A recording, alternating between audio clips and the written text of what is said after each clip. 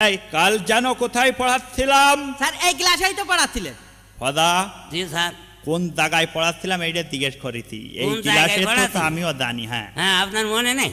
ওই আপনি ওই টেবিলের সামনে ওই যে চেয়ার, ওই চেয়ারে বসেছিলেন আর আমরা বেঞ্চিতে বসেছিলাম, ওই জায়গায় বসেই পড়াচ্ছিলেন। ঠিকই তো। হ্যাঁ ঠিকই তো, এই ক্লাসেই তো আমরা পড়ছি। ওই জায়গায় আমি বসছিলাম। হ্যাঁ, আর আমরা টেবিলে এখানে বসে। বসছি। চিন্তা করে দেখো এ কি ডা সহ্য করবে।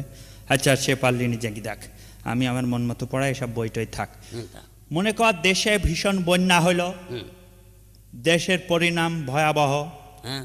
এরপর দেশের প্রধান প্রধান কি কি সমস্যা হবে বলে ফেল। প্রধান সমস্যা? হ্যাঁ প্রধান সমস্যা তেমন কিছুই নাই, ওই ঘরে উঠতে হলে ডেলি 4-5 বার করে পা ধুইতে হবে, সব কাদা কাদা হয়ে যাবে না? সব কাদা কাদা হয়ে যাবে। হ্যাঁ। ঠিকই তো বললেন। আর আমি চাই কি জানেন স্যার, এমন বন্যা হোক ওই মোবাইলের টাওয়ারের উপর দিয়েও যেন পানি চলে যাক। হ্যাঁ। শালার কাক কনে বসে আমি আজ দেখবো। কেন কাগে তোমার কামড়ালে কি? হ্যাঁ, কাক কামড়াবে না? আমাদের বাড়ির কাপড় কাচা সাবান, গায়ে মাখায় সাবান, গোসলখানে রাখলি ওই কাক কাক করে আসার নিয়ে দৌড় মারে।